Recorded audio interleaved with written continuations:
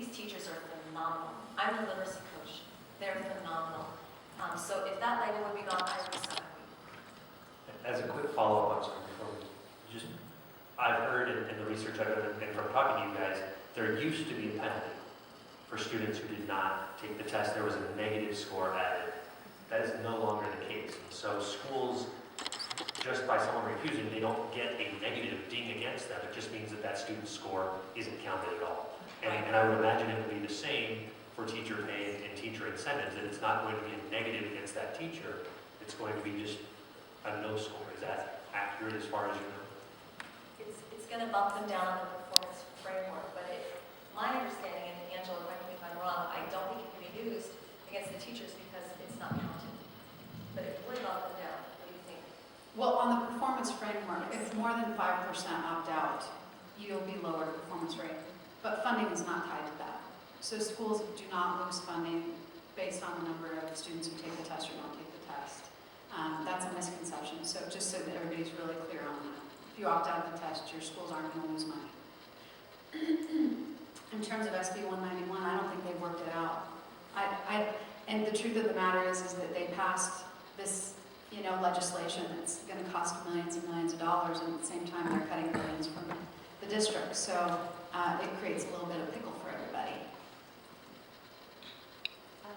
I have a question about a friend of mine who couldn't be here tonight. We're opting out. My daughter, she's in 3rd grade, and she's quite happy about it. She tells everybody, she's opting out, and their parents could do it too. Mm-hmm. My friend has a 3rd grade boy. He is anxious about opting out. He is concerned that his mom is going to opt him out. And I think he wants to fit in. He wants to take the test like everyone else. He has, his mother is concerned because he has dyslexia. And so this test is, possibly a disaster for him. How can we as parents approach a child like that who wants to fit in, who wants, when teachers talk about this test as a given, as something that everyone will do. It's presented in the classes as a good thing. How can you approach a child like that and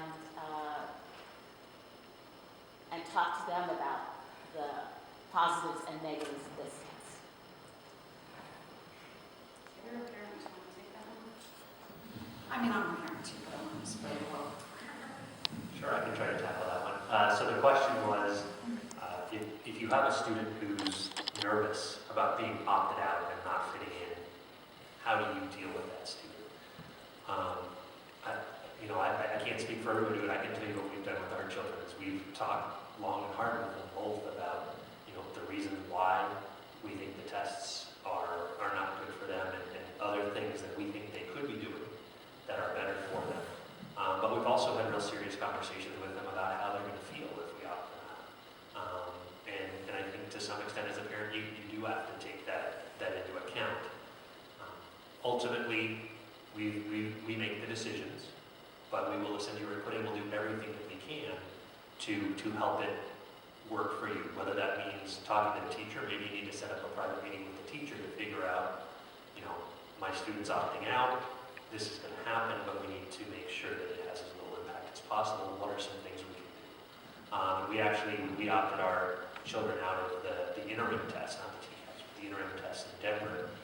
We talked to both our teachers and our principal about what the alternative arrangements were, and we explained it to our kids before it got to that point, so they both knew what was going to happen and how things were going to work. What else am I forgetting? So, other things to add? Yeah, I would just add sharing the information. And I think there's a part of the justice piece that really appeals to kids. If they understand that the number one correlating factor of how kids do on test scores is how much money their parents make, and so that, you know, kids that are in low income, they're set up from the beginning to fail. And those of us that are in higher income brackets, we look good in this system, but we don't have better kids, and we don't have better teachers, and we don't have better schools. And so by being complicit in this system, we condemn our brothers and sisters.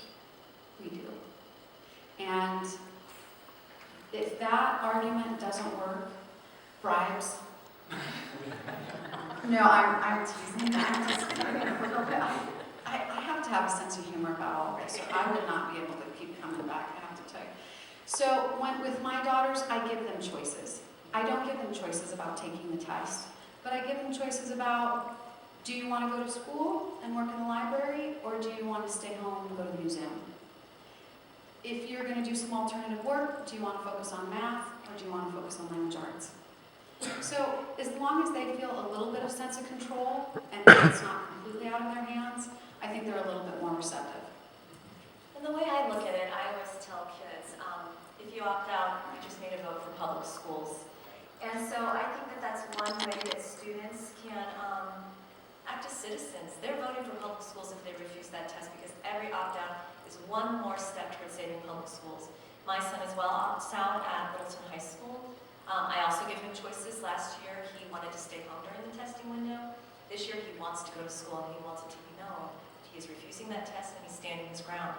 So, you know, you can see over the years how it changes. So, you know, starting that young is rather exciting, actually, because that's a great opportunity to develop problem-solving skills as a citizen. So. One of the other things I forgot to mention that we had talked about, we unfortunately didn't have enough people at our school opt out of the interims to make it happen this time, but we're hoping in the future. My wife and I talked about having, you know, an alternative activity, right? It's not just one student opting out, but if you get a group of students who are opting out and the parents can get together, you can come up with an educational alternative. Instead of spending 2 hours sitting and writing in this test book, maybe we can spend 2 hours at the Colorado History Museum learning about Colorado history and exploring some real educational opportunities. And so making a group activity is another chance to maybe help that student.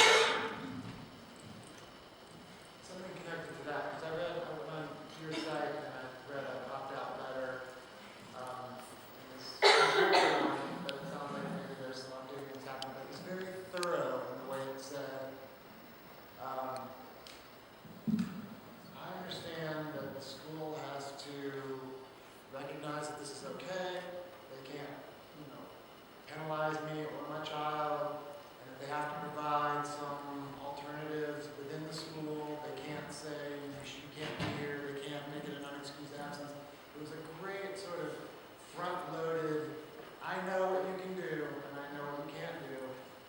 And so could you talk about that a little bit, and what does the school have to provide?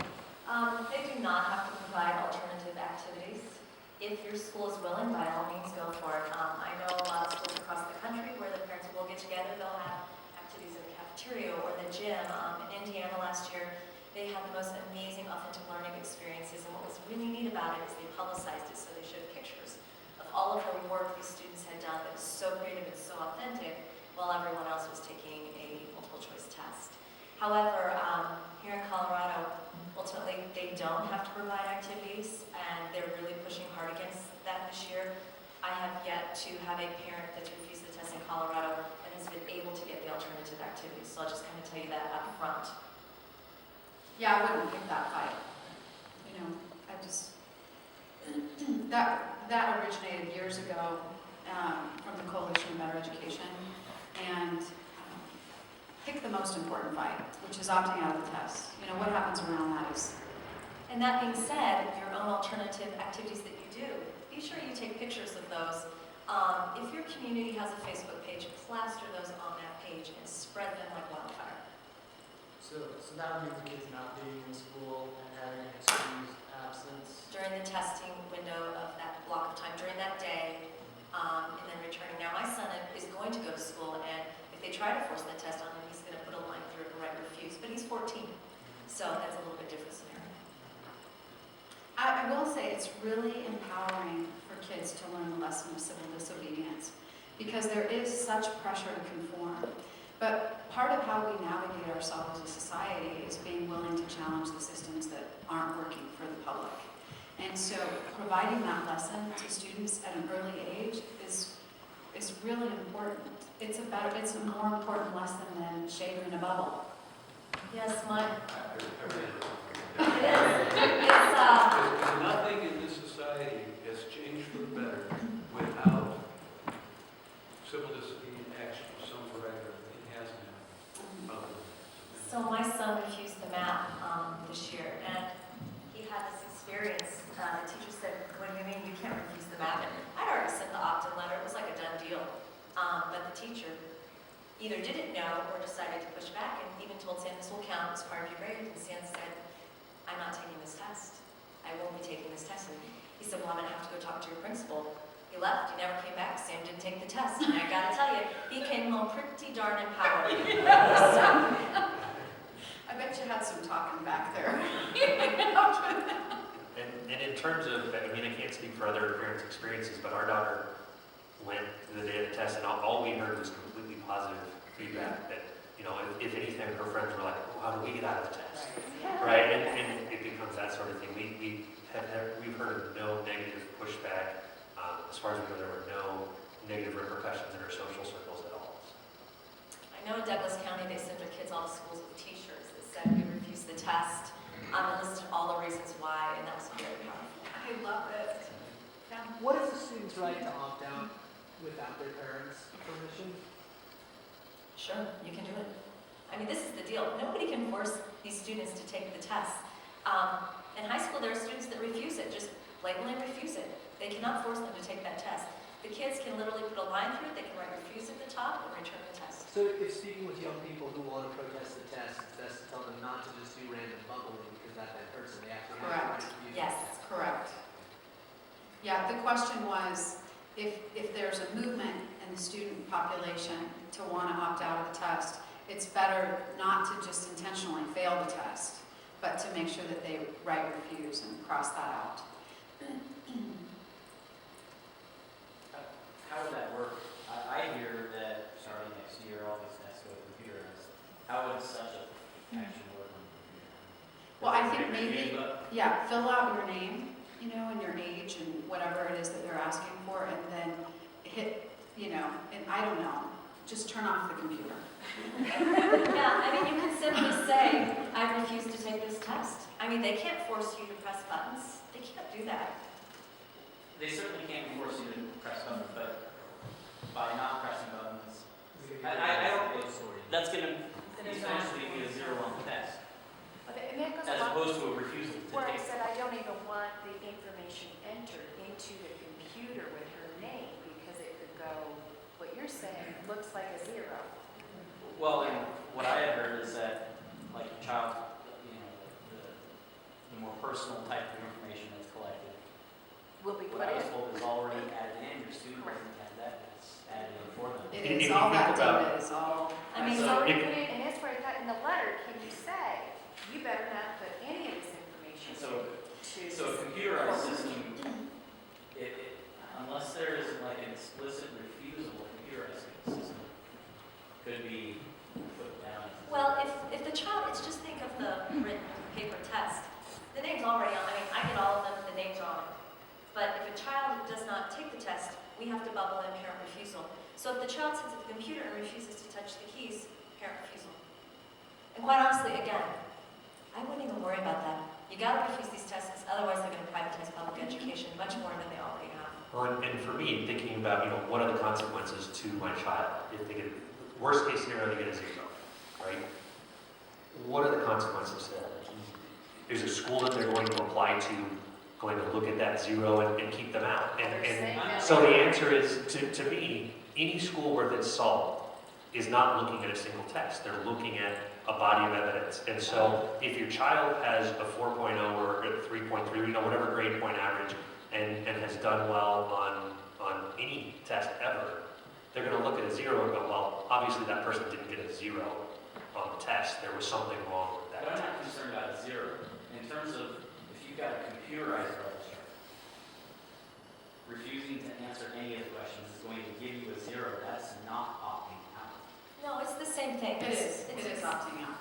It's How- not participation. Right, Because you have not participated. Right. It'll show that they didn't go through and click on your Right. question. It's the exact same thing. When we get the books, they're already filled out with all the children's information. If that child does nothing, it's a refusal. Can I get the question in the back? Yeah, I'm just wondering, I know that Jefferson County was successful in fighting back in Bloom, but I live in Denver, my son goes to DPS, and I don't think if they want it in DPS, they're gonna have it. So, we don't tend to push back that much. So, how do these tests contribute to any of the information that is collected out on the cloud? Well, it's the supply mechanism for that information. Okay. So are you saying that if we don't take the test, our child's information won't go up in the cloud? Well, as part of my parent refusal letter, I say, please include this refusal letter in my child's permanent file. So when they, go from middle school to high school, I don't think anybody's actually looking in those files, but if they did, they would see that. The question of where's the data being used, how's it being used? I mean, we do know that the armed services, what is that called? Department of Defense? Yes, it's not Department of Defense, the recruiters. Oh, the Army recruiters. Yes, that it was, that was one of the things that they had access to was student test scores. The problem is that we don't know who has access to our children's information. I think that's an important thing to recognize. There are so many tests out there that are data mined right now and putting that information into clouds. And the state longitudinal database is meant to hook up with other departments, not just the Department of Education. Well, when I've contacted the Department of Education to say, well, what are those departments going to be? The last time I called, they still didn't know what those departments would be. There may be an update on that since then. But what we need to understand is right now, a lot of the data that's being collected, such as Teaching Strategies Gold, which is a pre-K kindergarten test, that information goes into a cloud. And they collect videos, photos, student work, scripted conversation of the children, all sorts of things. And this is being field tested across Colorado right now. There's been pushback on this. If you go to my blog, if you Google my blog, Peg with Pen and TS Gold, I have a refusal letter for it and also an explanation for it. What's interesting is Jeffco also fought back over TS Gold. So now the CD has said, oh, whoa, okay, or not the CD, the school board, the Colorado board has said, we'll hold off on TS Gold for this next coming year. People can still try it out because there was quite a bit of pushback and they're supposedly looking for another assessment. However, in the meantime, districts such as Aurora and Denver have already spent a ton of money on TS Gold. We're going to move forward with TS Gold. And so you're going to see things like that happening that they're not all together, but they all ultimately are going to be funneled together in this longitudinal database. I was told that the district was having a very difficult time, or the Department of Ed was having a very difficult time transferring TS Gold data into that database. So they're having glitches. But the goal is to streamline everything. I mean, that is the ultimate goal. So anything that comes up. For example, my son had a survey yesterday at Littleton High School that I was livid over. It was a survey, a student perception survey, asking him to evaluate one of his teachers. Well, we know why that survey is being put into place. It's because of SB 191 coming next year. It could be used to harm teachers. Well, yes. Well, this is Littleton. So I automatically, fired off a letter to the superintendent, to the principal, said my son will not be doing this. But again, that's one of those things I wasn't informed of, and I'm pretty darn informed, and I was really taken off guard. So you just kind of need to be aware of that.